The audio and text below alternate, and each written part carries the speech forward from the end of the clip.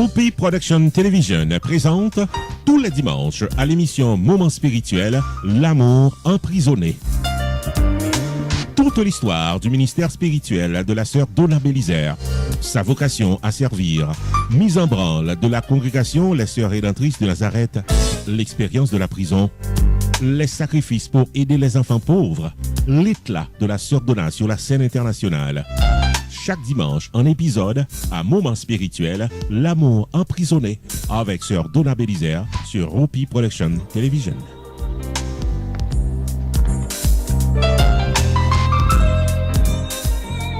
Mes amis, c'est encore avec vous, votre servante, votre médiatrice dans le monde astral, ancestral et cosmique,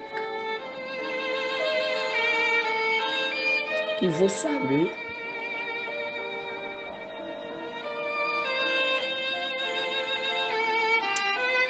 Et qui vous envoie, quel que soit l'endroit où vous êtes, l'énergie positive, quelle que soit la situation que vous avez à faire face.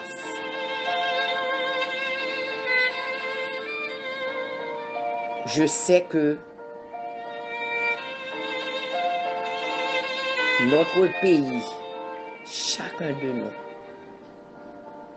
beaucoup de pays, le monde entier fait face à des difficultés incontrôlables,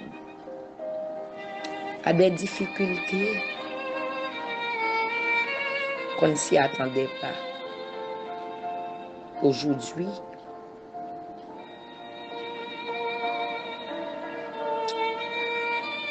c'est le 21 août 2021. C'est une belle date, 21-2021.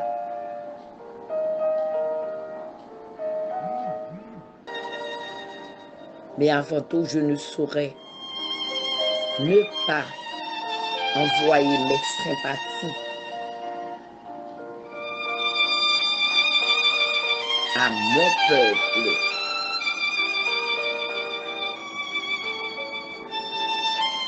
Et ne pas dire merci à ceux de l'Afrique, du Paris qui m'ont appelé pour savoir si tout allait bien.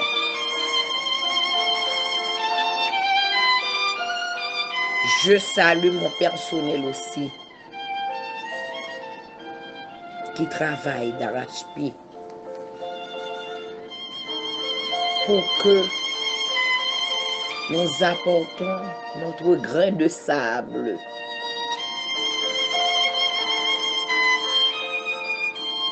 dans le vide qu'il y a dans la vie de chaque Haïtien partout ailleurs.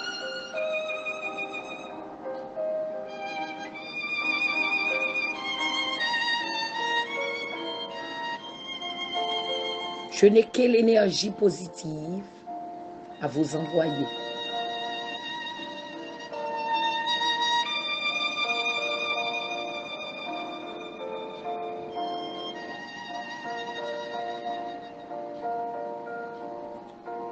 Oui, je vous l'envoie, recevez-les. Recevez ces rayons-là, ces rayons d'énergie.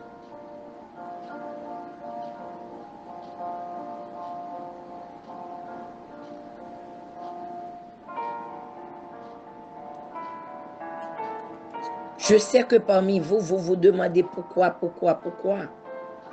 Tout le monde se demande pourquoi il arrive ce qui arrive là. Pourquoi c'est nous? Pourquoi c'est nous? Vous saurez en faire face. Tenez bon.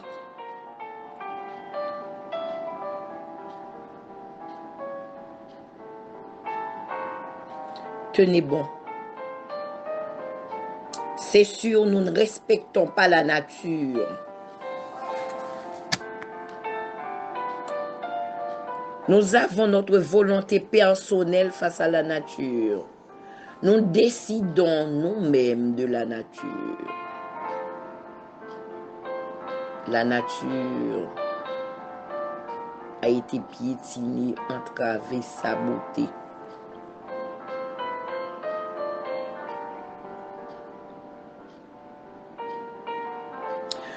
Mes salutations aussi aux responsables de l'Église catholique. Je me rappelle aussi l'archevêque François Maïrof Ligondé, qui vient du Cap des Cailles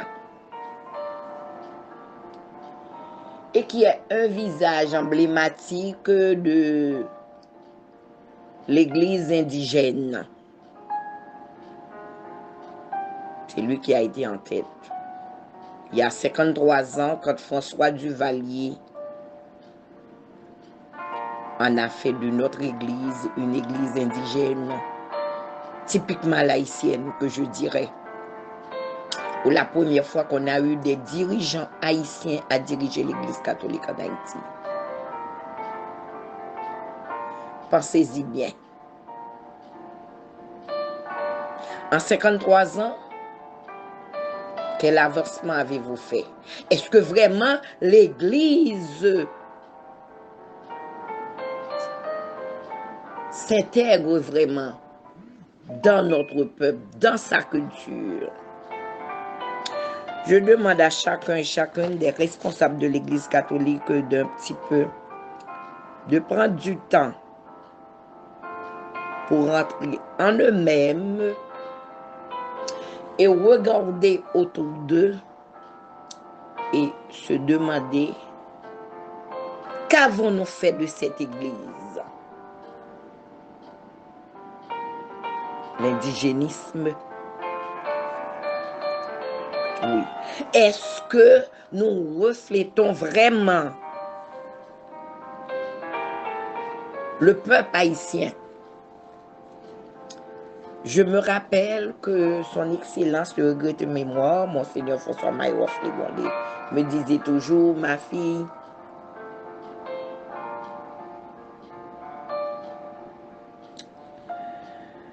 dans mon premier discours, je disais que je voudrais que ce soit une église toute unie.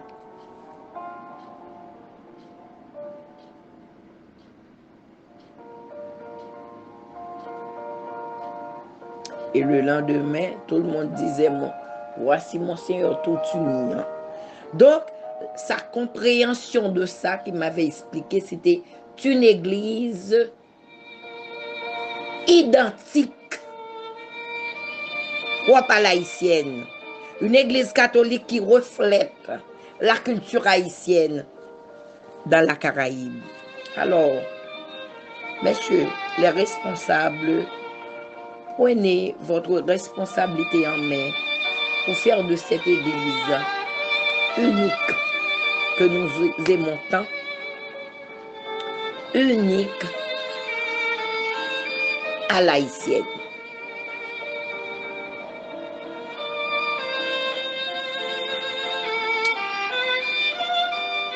Je ne saurais ne pas faire ces parenthèses. Plus loin, on en parlera, mais ma 18e chapitre qui s'intitule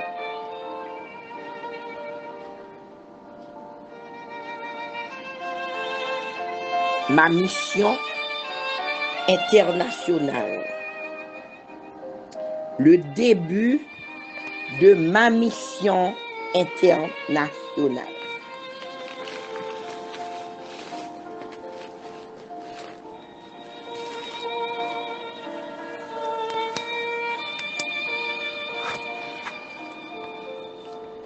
Le début de ma mission internationale aurait commencé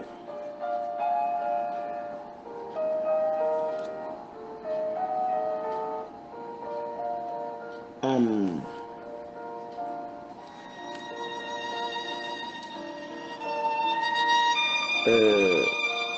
1996.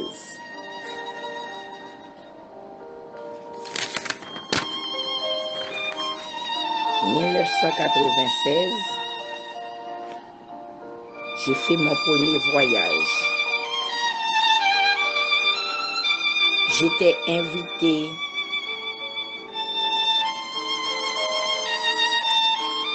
par une église de l'unification. J'étais invitée comme femme leader des 35 pays de la Caraïbe, je me rappelle. Et bien qu'on était plusieurs haïtiennes, mais c'était dans ce contexte-là. C'était pour identifier les leaders. Je suis allée à Sud-Amérique, à Montevideo, où il y a eu une conférence sur la spiritualité de la religion.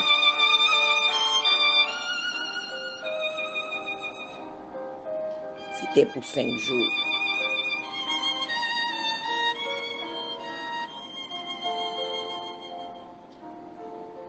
J'ai eu mon deuxième voyage, invité par un cousin ecclésiaste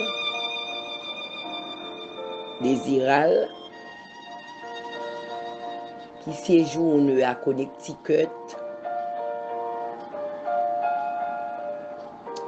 m'avait invité pour la Noël. Je suis rentrée. Et là où, dans des familles, je parlais de ma mission en Haïti.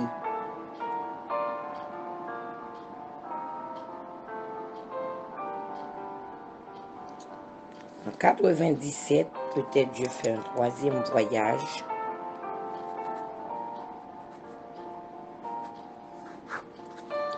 J'ai commencé à m'introduire dans la communauté haïtienne.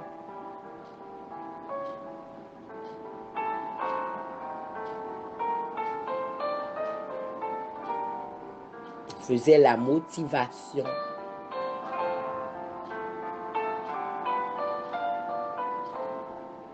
Pour les œuvres de la congrégation des Sœurs Rédemptrices de Nazareth.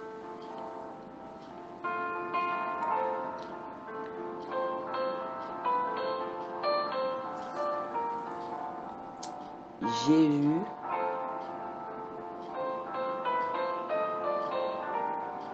en 2000, finalement, par un message spirituel que dans mon livre, dans mon second livre qui parlera seulement de ma spiritualité, je pourrais vous dire en long et en large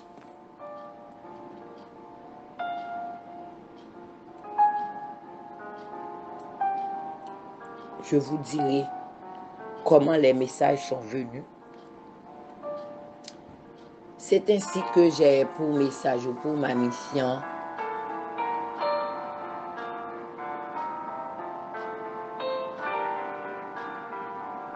de quémander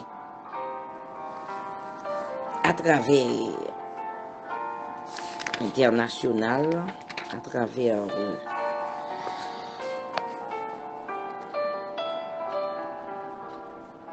pour survenir aux besoins de ceux que le Seigneur a mis sur mon chemin.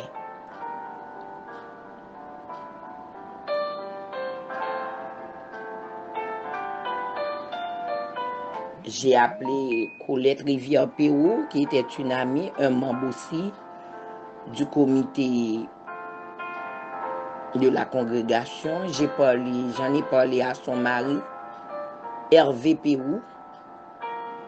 Je suis allée chez eux.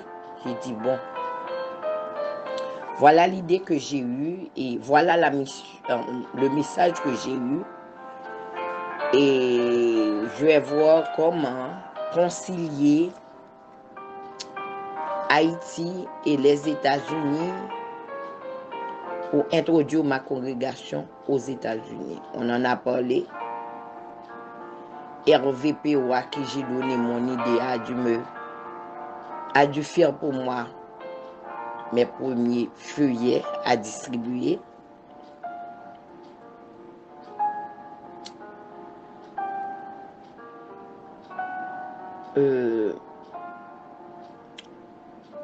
Je m'étais dit non parce que ordinairement,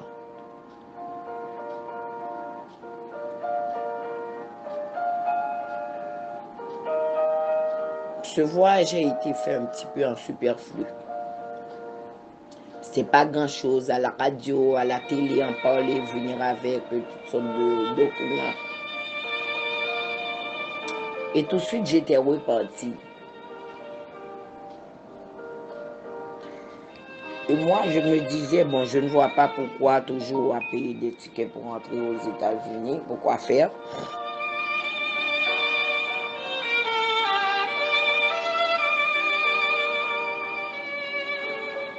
J'avais beaucoup d'enfants. Des enfants qui m'arrivent en malnutrition, premier, deuxième, troisième degré. Des vieillards, les femmes en difficulté. Tout le monde regardait vers moi, je me suis dit non.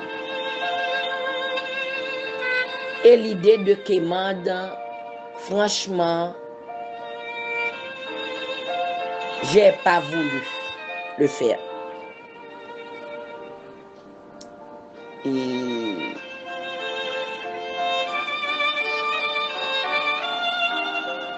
peut-être j'avais pas encore la grâce.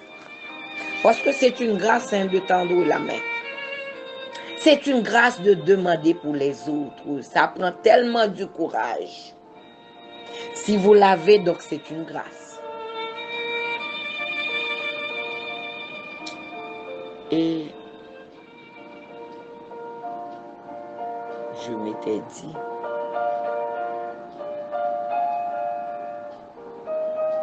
mon Dieu,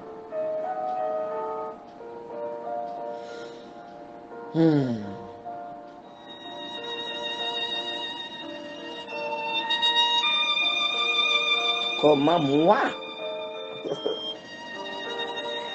attendre la main à quémander pour aider les autres? Non. Je voyais même que ce serait mieux de fermer les portes parce que n'oubliez pas, je vous ai parlé tellement de sabotage que l'institution, dès le début, a subi de part et d'autre. Je disais non, je ne voyais pas.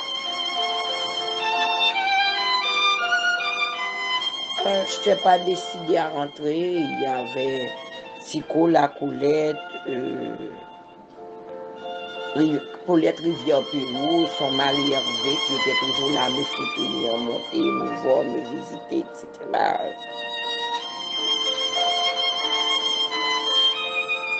Je luisais comme toujours sous mon propre soleil. Mais j'étais tellement en demande, tellement de besoins.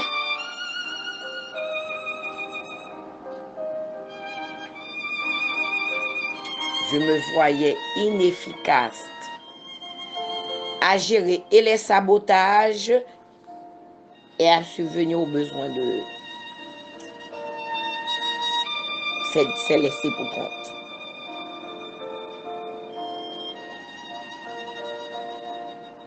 Un après-midi, j'ai eu une amie, Camris, une connaissance. On avait fait une année ensemble quelque part, je crois, j'étais en pension. J'ai passé une année en pension à Port-au-Prince. C'est là où on s'était connus dans une école religieuse. Et entre-temps, il y a eu Thomas.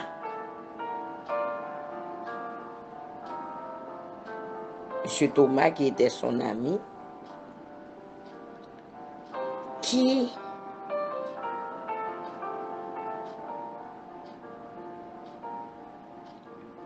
rentrait, qui était de passage dans le pays. Thomas Chaval.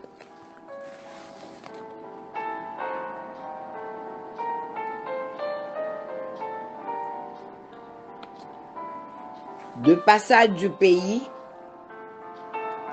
Caméris a dû lui dire, mais il faudrait vous dire aussi, hein, tout a pu servir, même la nature était au rendez-vous, parce qu'il y a eu à Kinskov, ils étaient montés à Kinskov juste pour nous visiter, ce n'était pas nécessairement pour venir me voir, mais il y a eu une pluie fine. Pendant la pluie fine, voulant rentrer peut-être pour parer la pluie,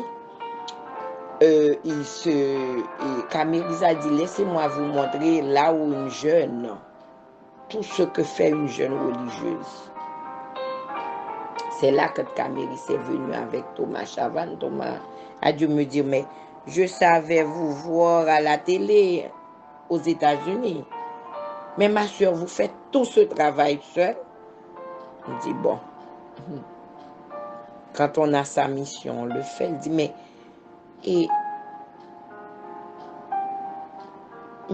quand vous venez à la télé, à la radio, vous écoutez, est-ce que les gens vous ont aidé, etc. Je me dis, bon, c'est toujours un court séjour, je m'en vais, je laisse le message et je retourne chez moi. Il me demandait, vous ne voulez pas voyager cette année? Il me dit, non, je ne veux pas. Il dit, voyager pour aller faire quoi? Je ne veux pas. Il dit, mais non, ma soeur, je peux vous envoyer le ticket. On peut me dire, ah, moi, je ne me sens pas ni disponible pour ça. Je veux pas, j'ai pas trop de temps à perdre. C'est ainsi que,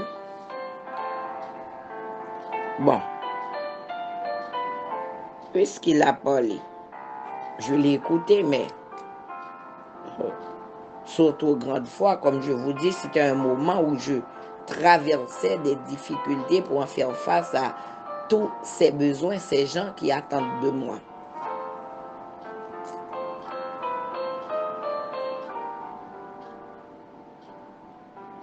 De la même semaine, j'ai eu un appel à l'institution que quelqu'un m'a appelé pour dire que de donner mon nom, etc. pour faire le ticket. Paraît-il, c'était la femme de Thomas Chavannes. Thomas m'a appelé, me dit, ah, dans mon fond intérieur, je me suis dit, bien, il était sérieux ce monsieur, mais franchement, hein, je ne m'y attendais pas. Et puis, bon, par éducation, j'ai accepté. Parce que quelqu'un qui veut vous offrir un ticket juste pour entrer aux États-Unis, pour faire vos...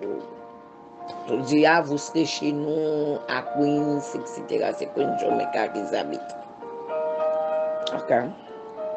Voilà, tout a été fait, le ticket, mon voyage préparé. Et en partant, je m'étais dit, est-ce que j'aurai le courage de quémander ou de tendre la main? Partir, qu'est-ce que je vais faire moi? Étant donné que c'est pas moi qui paie le ticket, etc. Bon, je suis pas dérangée du tout.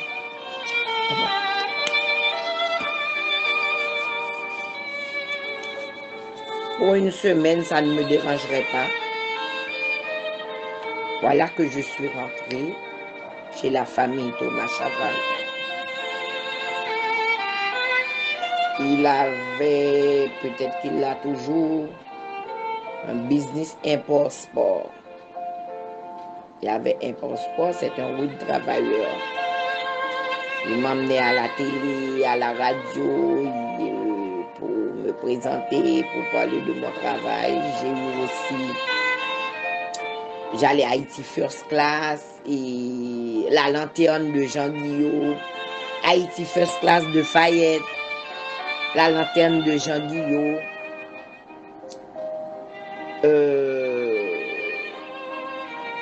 C'est là plus tard que je vais rencontrer Monsieur René Zitren.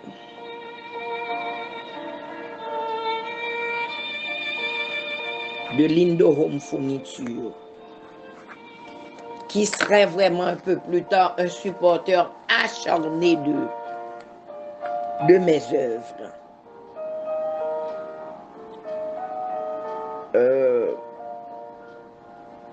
Après, j'ai dû dire à Thomas, vous savez une chose, comme juriste,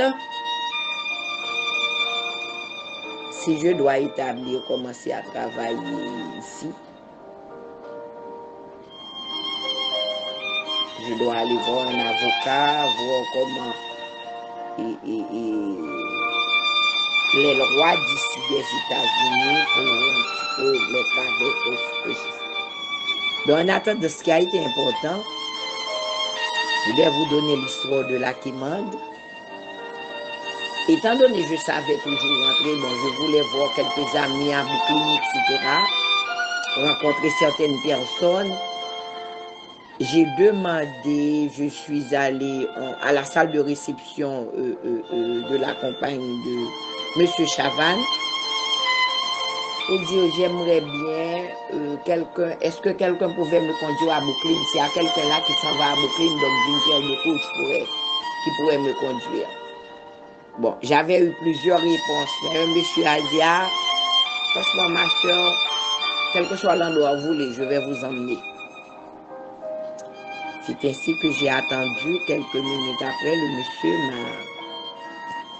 m'a mis dans sa voiture pour me rendre à Brooklyn. Mais en parlant, il me dit, c'est encore pour vous dire la voix qui me parle. C'est encore pour me dire, vous savez ce que vous êtes venu faire. Il dit, ma soeur, en vous donnant la roue libre là, je me rappelle que je lisais une histoire. Il y avait une soeur qui était descendue quelque part et puis elle est sortie, elle n'était pas retournée quand on la cherchait. Elle quémandait dans Harlem. Je dis, ah bon? J'étais très parce que je savais, n'oubliez pas le message, c'était ce que je devrais faire. J'ai pas répondu. Une deuxième fois encore, il a dit, ma soeur, c'est vrai, oui. Je ne sais pas. Et c'est une histoire vraiment, oui, elle me dit bien, cette soeur-là, bon,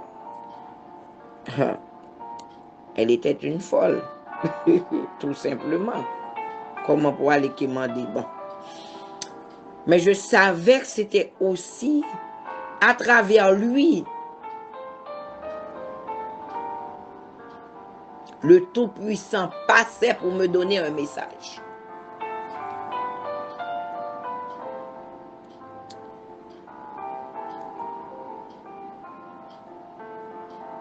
Et j'avais les flyers que Hervé Pérou avait préparés pour moi. Je vous dis, finalement, j'ai inventé le programme Dollar parce que je me rappelle, quand je marchais avec les plus grands dans les rues, les enfants, il y a un qui s'appelait Johnny Civil qui disait, Sœur Donna, quand vous marchez dans les rues, les gens vous regardent tellement. Si chaque personne qui nous regardait vous donnait $1, on serait riche, ma soeur. Et c'est là que j'ai pris l'idée, j'ai dit, bon, avec tant d'enfants qui meurent, qui souffrent, qu'est-ce que serait $1 pour sauver la vie des besoins de ces gens-là, des gens qui sont en difficulté? Dans le flyer, c'est là que j'ai fait mon premier flyer, ce qui veut dire, vous pouvez sauver une vie avec $1. Une photo de moi avec un sourire et l'enfant qui est à côté de moi qui attend un secours, qui attend une nouvelle vie, qui attend, qui voit son avenir à travers mon visage, qui voit la vie, son devenir, ses parents, les femmes, ces vieux-là, tous ceux qui viennent à moi, qui se voient, ah, dès qu'on va auprès de Sœur Donna, l'essentiel, je ne sais pas dire non. Comme disait un enfant, et je le répéterai encore, je donne même ce que je n'ai pas. Je ne sais pas dire non. Je n'ai pas le courage de dire non. Je dis quand j'ai dit non. Après, tu sais, parfois on est là, on a une lumière d'espoir. Si on éteint, comment le désespéré va voir son chemin pour parcourir, pour aller? Comment? Restez cette lumière d'espoir. Toujours. Quand quelqu'un vient à vous, ne lui dis pas vous allez prier pour lui, non. Parce que vous représentez Dieu en ce moment-là. Vous représentez la personne, le sauveur. C'est par vous que le Seigneur fait le miracle. Si la personne s'est présentée à vous, c'est vous. Vous avez cette grâce-là de faire le miracle. Pas lui envoyer dans l'air, vous dire, vous allez prier. Non. Il faut rester cette lampe allumée. Cette lueur d'espoir qui ne s'éteindra jamais. Moi, avec tout mon courage, je suis là. Et je crois dans la providence. La providence ne m'a jamais trahi.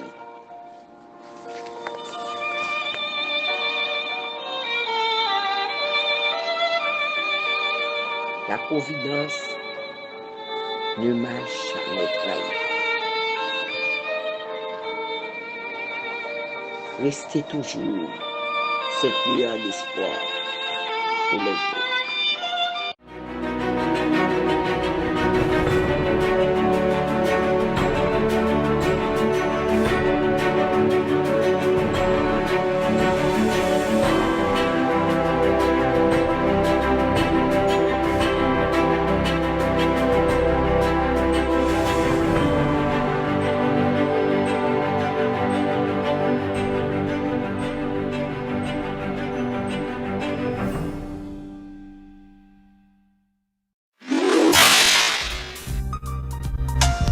Hopi Production Television présente tous les dimanches à l'émission Moment spirituel, L'amour emprisonné.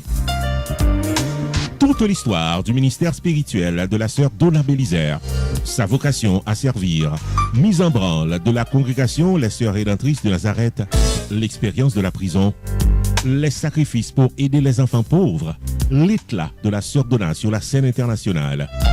Chaque dimanche, un épisode à Moment spirituel, L'amour emprisonné, avec sœur Donna Bélisaire sur Hopi Production Television.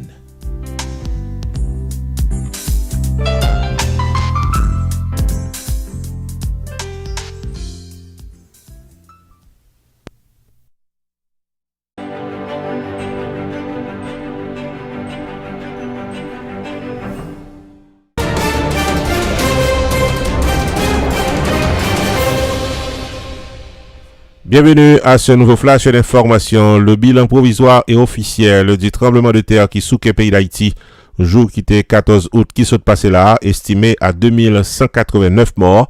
Parmi eux, 1832 dans le département du Sud, 137 dans les NIP, 218 dans la Grand'Anse et 2 dans le département du Nord-Ouest, plus précisément dans le bassin bleu. Gagné 332 personnes qui portaient disparu. Les opérations de recherche et de sauvetage a continué, fait connaître la direction de la protection civile dans le pays d'Haïti dans son dernier rapport publié en date du mercredi 18 août. La direction de la protection civile fait connaître puis devant que il y a 30 122 cailles qui détruit, il y a 42 737 lots qui endommagés et puis là-dedans c'est dans le département du Sud. Il y a 14 348 cailles qui détruit, 14 898 endommagés dans le département des NIP. 8 483 cailles détruites, 19 371 maisons endommagées dans le département de la Grand'Anse. Au total, 127 écoles, 60 lieux de culte détruits et endommagés, 25 d'adans, c'est des structures sanitaires, toujours selon les précisions de la Direction générale de la protection civile. Tenant compte des évaluations déjà effectuées, il y a au moins 650 000 personnes qui ont besoin d'une assistance humanitaire d'urgence dans le département du Sud, dans la Grand'Anse et dans les NIP, ce qui représente 40% de la population de ces trois départements géographiques, qui est estimé à 1,6 million de personnes. Nous toujours à citer le rapport de la direction de la protection civile. Toujours selon le communiqué de la protection civile, il a fait connaître que au niveau de la rivière Glace qui était coupée à la circulation, n'a parlé de zone route nationale numéro 7, eh bien les rivières débloquées à cause de la direction départementale de la Grand'Anse qui était fait gros effort dans ce sens. Ça permet qu'un convoi de 3 camions d'assistance humanitaire de la Direction générale de la protection civile rive dans ville Jérémie pour le capable de coller à la population qui en nécessité. Les évaluations sectorielles se poursuivent au niveau de la santé et de l'éducation, conclut le communiqué de la Direction de la protection civile qui porte date mercredi 18 août 2021. Ici Jules de Ronske, non pas M. Roupi pour APTV Network.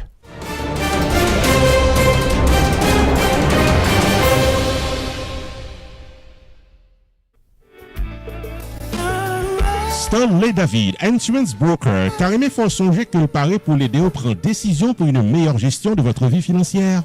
Relais 781 392 1745 pour Life Insurance, Long Term Care Insurance, Annuities ou bien serrer l'argent pour accomplir vous. 781 392 1745, Relais Stanley David Insurance Broker ou bien visitez online dans stanleydavid.net.